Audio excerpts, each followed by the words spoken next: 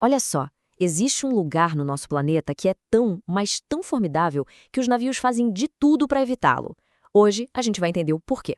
Mas afinal, qual é a rota marítima mais perigosa do mundo? A resposta, como a gente vai ver, está numa combinação única e, bem, violenta de forças da natureza, todas concentradas em um só lugar. Para a gente ter uma ideia da escala desse perigo, vamos começar pelo custo humano. Estima-se que mais de 20 mil marinheiros perderam a vida tentando cruzar essas águas ao longo da história.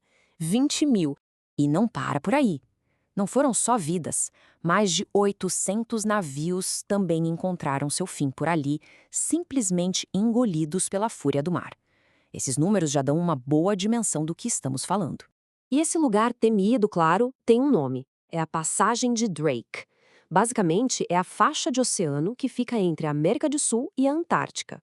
E a reputação sinistra dela começou a se formar logo depois de ser descoberta, lá em 1578. Vamos então ao primeiro fator que torna esse lugar tão perigoso. A geografia única da região dá origem a um fenômeno oceânico que, olha, não tem igual no mundo inteiro. Estamos falando da corrente circumpolar antártica. Tenta imaginar ela como um rio oceânico global, a única corrente que consegue dar a volta completa no planeta sem ser interrompida por nenhum continente. Ela é basicamente o motor por trás da força da passagem de Drake. O ponto crucial aqui é o que a gente pode chamar de efeito funil. Pensa nessa corrente circumpolar como se fosse uma rodovia gigante de 10 pistas. Quando ela chega entre a América do Sul e a Antártica, essa rodovia toda se afunila num espaço que equivale a 2 pistas. O resultado? Um fluxo de água com intensidade e velocidade absurdas. E para colocar essa força toda em perspectiva, a corrente na passagem de Drake é cerca de 600 vezes mais poderosa que a do rio Amazonas, que já é o maior rio do mundo em volume. É uma quantidade de energia quase inimaginável. Bom, agora vamos para o segundo fator, o clima. Se a corrente é o motor, o clima é o combustível que transforma a passagem de Drake num verdadeiro caldeirão de tempestades. É aqui que acontece um choque violentíssimo. Correntes de água mais quentes, que vêm do norte, batem de frente com as águas congelantes da Antártica. Essa colisão de temperaturas cria uma instabilidade extrema. É algo bem parecido com o que acontece lá no sul da África, no famoso Cabo das Tormentas. E não é só o choque das correntes. Os ventos de oeste que circulam o globo nessa latitude, eles não encontram nenhuma massa de terra para dar uma freada. Eles ganham velocidade ao redor do planeta inteiro e chegam na passagem de Drake com força total, gerando ondas colossais. A gente está falando de ondas que podem facilmente chegar a 10 metros de altura, o equivalente a um prédio de 3 andares. Isso não é só teoria, não. Em 2022, uma onda desse tamanho atingiu um navio de cruzeiro na região, causando uma morte e ferindo várias pessoas. Um lembrete bem recente e sombrio do poder desse lugar.